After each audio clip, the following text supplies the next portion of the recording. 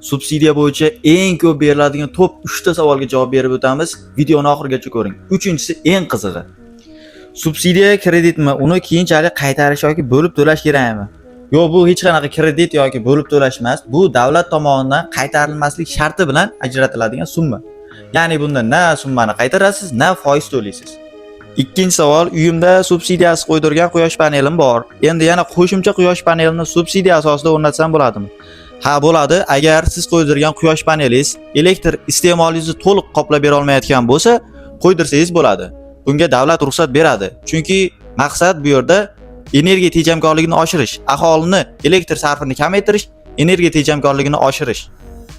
Uchinchi savol, quyosh panelini oldin subsidiyasiz o'rnatgan bo'lsam, endi o'sha o'rnatilgan tizim uchun subsidiya pulini olsam bo'ladimi?